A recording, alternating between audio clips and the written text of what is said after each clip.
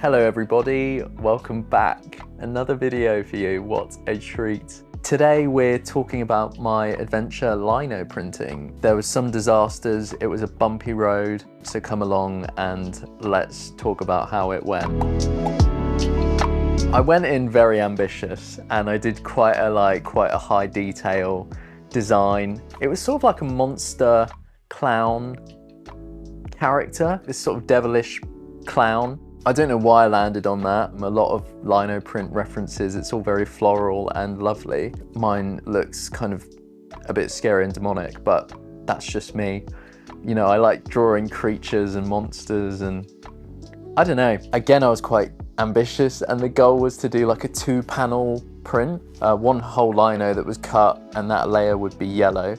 And then the black line work would then be printed on top of that. So that was the idea initially. I do a lot of art stuff digitally, so when I do use these traditional methods, it is quite jarring, and you can see like in my original design, I'm going quite high detail line work that isn't necessarily gonna come through. But as a core starting point, I was really happy with it. So I had my design and then I was looking at the various methods of getting this design onto the lino. I kind of wanted to avoid tracing paper because of the roughness and things get lost in translation. I was researching ways in which it was done with kind of like a printed version on regular paper, and then it was transferred via this kind of PVA glue method where you stick the paper down onto the lino and then you let it sit for 24 hours, whatever, and then you rub the paper away and the kind of ink has sunk through. I think the PVA glue route is the way to go because I just want that really clean transfer. I hope it works. It looks good. It looks good. I'm reassured. Anything to not trace is how I'm feeling right now.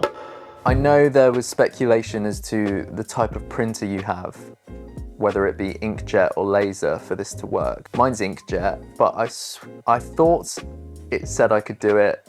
I thought I'd asked the question basically. I was aware of the printer issue and I'd gone down a rabbit hole where because of the paper I was using, it would be okay. Both these panels are dry now, but yeah, still feeling slightly apprehensive really. I think you can see here, obviously the technique's gonna be to kind of like wet the paper slightly and then rub the fibers away. You can kind of see like hints that that might work.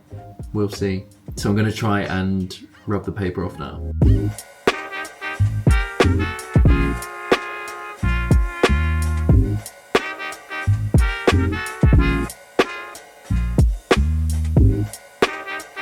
As soon as I started carving, I just knew because the paper, it clearly hadn't transferred. It was like, even though I'd rubbed a predominant amount of the paper away, there was still this very, very thin layer and the ink hadn't transferred. The ink was just sitting above it on this very thin paper. So I was carving in and the paper was sort of like lifting. I think what's frustrating about it is I spent like a whole day sort of doing it and letting it dry. So it felt really frustrating, but it is what it is. Back to the drawing board and did the tracing method that I was trying to avoid. Also, because of this, just instantly dropped the 2-panel idea. I knew this process was going to be messy and that they wouldn't totally align. Decided to just stick with a line work and we'll just do a black on a white.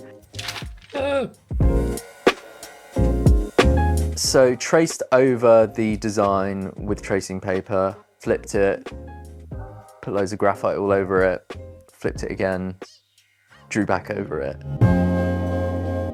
Then I went over it with Sharpie, and in doing so I just started like making the line work bolder and wider, anticipating that we're going to lose a lot of detail. You know, I was just humbled and I was like, reel it in. So once the Sharpie was on there, it was like a real win. I felt really happy that there was just a design on the lino because it had taken so long to just get to the point where what I'd drawn was on there. I did really enjoy this bit. Like, it was quite relaxing and peaceful. Initially, it was a real adjustment. I don't think I had the like soft cut lino, like it wasn't gliding through. Like, it was pretty rigid, and I was trying out the different blades kind of around the character just to get a feel for things. But the more I did it, I started to kind of feel more comfortable and kind of like turning the lino and kind of doing it in a way where I was getting those shapes out fairly smoothly. But again, it's like when you go from any kind of art medium, it's a massive adjustment. But yeah, it was just enjoyable to do something quite tangible and physical, I think, when you do a lot of like digital drawing.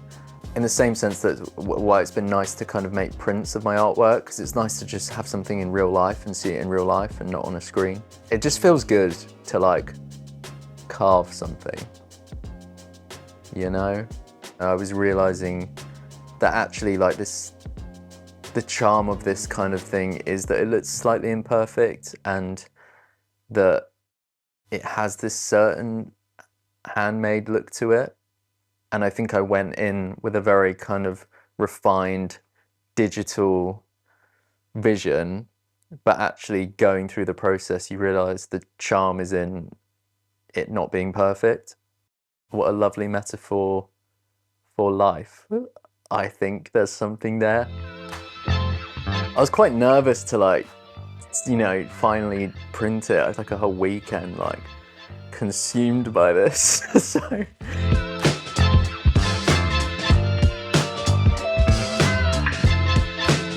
Hello everyone, things are more positive. I've carved the lino, I'm happy with it, I think it looks cool, it's simplified, it's rougher, but what I'm going to do now is just do like a really rough test print on some rubbish paper to see if I need to carve away any more. But yeah, so let's do a test.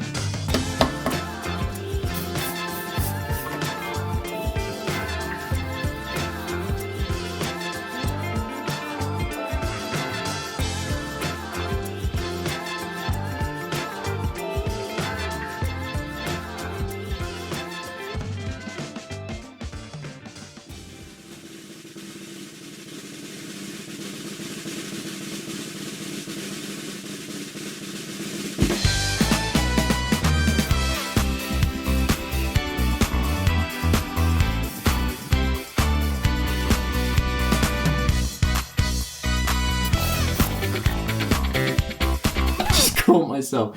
I literally am hunched like a little wicked witch. Wicked witch!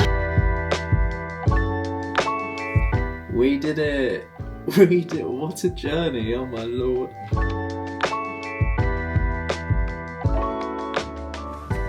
So there it is. It was really, really fun and I'm happy with the results. I'd like to do it again. So if you live in the UK, I have an Etsy print store where I sell my drawings, just A5 prints at the moment.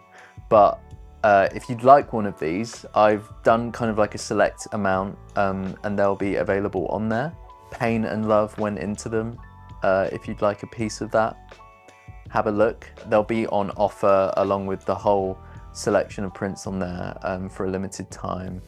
I just like getting my stuff out there, really. Is it good for me financially? No, but it's just nice to, it makes me feel like I have a little pen pal from a faraway land, writing them a little letter and sending them some art. So yeah, grab a print, grab a couple, grab a few. This was great. I enjoyed, I'd like to do more kind of like adventures into different art disciplines and trying stuff. I found this one really rewarding, so I'd like to do more. I'm not sure what's next, but okay, as always, thank you very much for watching. Subscribe, give it a like. I'd love to know if anyone's done this, how it went for them, or try it yourself. Learn from my mistakes. Okay, take care and goodbye.